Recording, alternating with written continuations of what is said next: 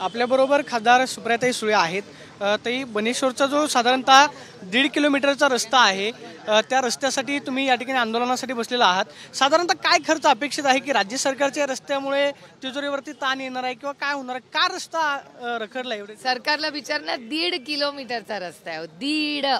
आणि आम्ही नवीन फॅन्सी रस्ता पण मागत नाही। आम्ही म्हणतो आत्तापुरता खड्डे तर भरून द्या, काहीतरी रस्ता करा। एकीकडे राज्यामध्ये समृद्धी महामार्गासारखे प्रकल्प होत आहेत, दुसरीकडे पालखी महामार्ग होतो, मात्र तिथूनच काहीसं साधारणतः 50-60 किलोमीटरचं अंतर असेल, 1.5 किलोमीटरचा रस्ता बनत नाही।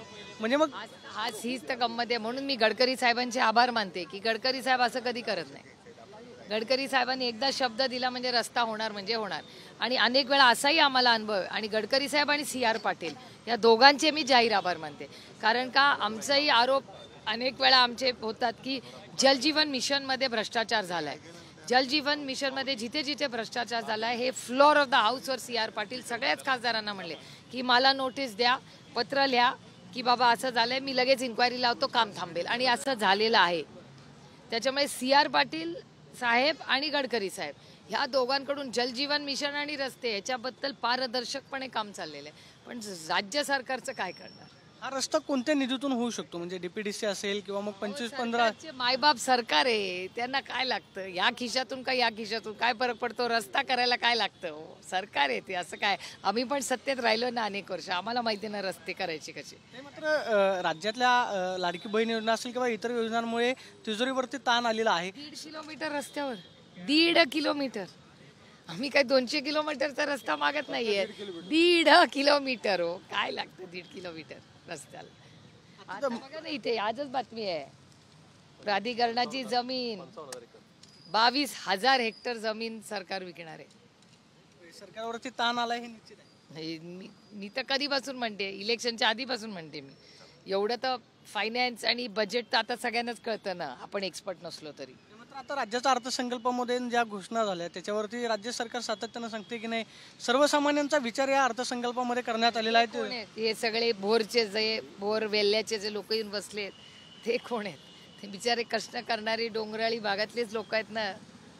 आता तुम्ही आवाहन कोणाला करताय? आता पुण्याचे पालकमंत्री दादा आहेत, तिकडे मुख्यमंत्री देवेंद्र फडणवीस आहेत, एकनाथ शिंदे आहेत। माय बाप सरकार, आमची हात जोडून विनंती आहे की आमच्या श्रद्धेचं स्थान आहे बनेश्वर महादेव देवस्थान ट्रस्टचे सगळे लोक आहेत, यांची विनम्र विनंती, आमचा 1.5 किलोमीटर रस्ता, फक्त 1.5 किलोमीटर रस्त्याची मागणी करतोय। तुमच्या मतदारसंघामध्ये पुरंदरमध्ये आता प्रस्तावित आंतरराष्ट्रीय विमानतळ होत आहे, त्याला काही शेतकऱ्यांचा विरोध आहे भूसंपादन करण्यासाठी।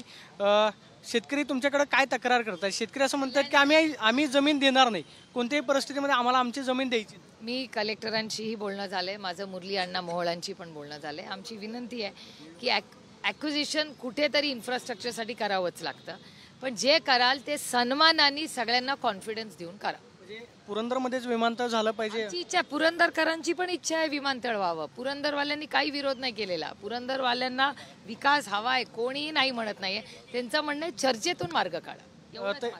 आंतरराष्ट्रीय प्रश्न आहे। संजय राऊत असं म्हणतात की अमेरिकेनं चीनवरती कर लादलाय, दुसरीकडे आपल्या देशाचे पंतप्रधान जे आहेत ते अमेरिकेशी बोलायला घाबरत आहेत, त्याचा परिणाम देशातल्या अर्थव्यवस्थेवरती होत आहे। राहुल गांधींनी 2 दिवसांपूर्वी ट्विट केले की डिझेल आणि पेट्रोलच्या किमती वाढून जे आहे ते केंद्र सरकारनं आता आपल्याला एक गिफ्ट दिलेलं पाहायला मिळते। काय परिणाम आपल्या देशाच्या अर्थव्यवस्थेवरती या सगळ्या आंतरराष्ट्रीय परिणामांचा आपल्याला पाहायला? अहो दिसतंय ना, मार्केट बघा ना, सोमवारी कोलॅप्स झालं, आज परत झालेलं आहे मार्केट। आणि हे आम्ही सगळं भाषणात बोलून 1 महिना झाला हो। 1 महिन्यापूर्वी आम्ही सगळ्यांनी बजेटवर जी भाषणं केली आहे तीच आज आली आहेत, तेच होतंय आज। आपल्या देशाचे पंतप्रधान अमेरिकेला जाब विचारायला घाबरतात असं माझं काही म्हणणं नाही। माझं म्हणणं आहे इकॉनॉमीवर फोकस करा आता। हे मी गेले 6 महिने म्हणते। आज तसं जे आम्ही भाषणात बोलतो, जे इलेक्शनच्या आधी बोललो ते सगळं आता खरी होतं। एक शेवटचा प्रश्न, दीनानाथ मंगेशकर रुग्णालयाच्या संदर्भामध्ये तुम्ही पालिकेकडे तक्रार केलेली होती, काय कारवाईची मागणी करताय? बोलले ना मी आता, काय हत्येचा गुन्हा दाखल झाला पाहिजे? हो, आता सगळ्यांना तेच रिपीट होतंय।